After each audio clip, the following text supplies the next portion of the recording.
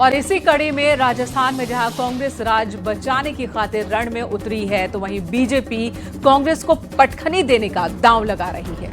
CM Yogi Adityanath भी राजस्थान के चुनावी रण में ताबड़तोड़ प्रचार कर रहे हैं। आज सीएम योगी ने अलवर से लेकर भरतपुर तक एक के बाद एक कई रैलियों को संबोधित किया। सीएम योगी ने न सिर्फ कांग्रेस पर तीखे प्रहार किए, बल्कि यूपी के बुलडोजर एक्शन को राजस्थान में कानून व्यवस्था सुधारने के लिए परफेक्ट फॉर्मूला करार दिया।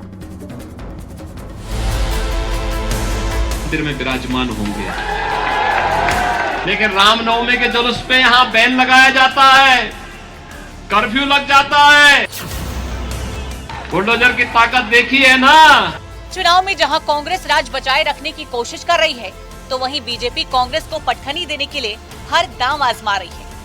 एक तरफ प्रधानमंत्री मोदी ने कांग्रेस पर तीखे प्रहार किए हैं, तो वहीं सीएम योगी आदित्यनाथ ने भी राजस्थान के चुनावी रण में बीजेपी उम्मीदवारों के लिए ताबड़तोड़ प्रचार कर रहे हैं। आज भी सीएम योगी ने एक के बाद एक कई रैलियां की और कांग्रेस पर तीखे प्रहार किए। भ्रष्टाचार पर प्रहार भी किया, और कांग्रेस की सरकार के समय तो रामनवमी के जुलूस पे बैन लगते हैं, बैन, पर्व और त्योहार नहीं मनाने देते। सीएम योगी आदित्यनाथ ने न सिर्फ कांग्रेस को भ्रष्टाचार की जननी करार दिया, बल्कि कहा कि कांग्रेस देश के लिए समस्या है और भारतीय जनता पार्टी समस्या का समाधान है। भाइयों बहनों, आप याद करिए, हम हिंदुस्तान में रहते हैं, राजस्थान में रहते हैं। यहां संबोधन राम राम का होता है, जन्म लेते हैं राम राम, दिनचर्या प्रारंभ करते हैं राम राम, और अंतिम यात्रा भी चलती है तो राम नाम कह करके ही अंतिम यात्रा भी निकलती है। राम के बगैर हमारा कोई काम ही नहीं। लेकिन रामनवमी के जुलूस पे यहां बैन लगाया जाता है, कर्फ्यू लग जाता है। और भाइयों बहनों, एक तरफ कांग्रेस रामनवमी के जुलूस पे बैन लगाती है, और दूसरी तरफ भारतीय जनता पार्टी की डबल इंजन की सरकार अयोध्या में राम मंदिर का निर्माण करती है। वहीं सीएम योगी ने एक बार फिर यूपी के ताबड़तोड़ एक्शन को राजस्थान में कानून व्यवस्था दुरुस्त करने का अचूक फॉर्मूला बताया। सीएम योगी ने कहा कि साफ है कि निर्दोष को छेड़ना नहीं है और दोषियों को छोड़ना नहीं है। कांग्रेस की सरकार में माफिया पनपा है।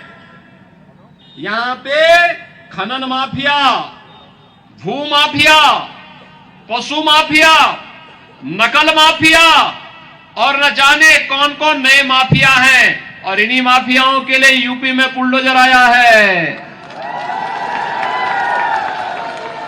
बुलडोजर की ताकत देखी है ना।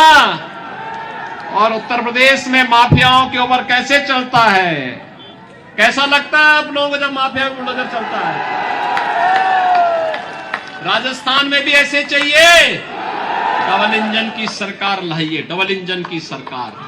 सीएम योगी ने राजस्थान की कांग्रेस सरकार पर प्रहार करते हुए कहा कि राजस्थान भ्रष्टाचार से लेकर अपराध तक में नंबर 1 है, युवाओं का भविष्य संकट में है और इन तमाम समस्याओं का समाधान बीजेपी है।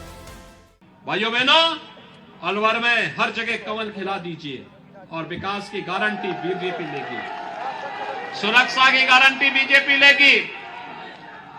लोग पहले कहते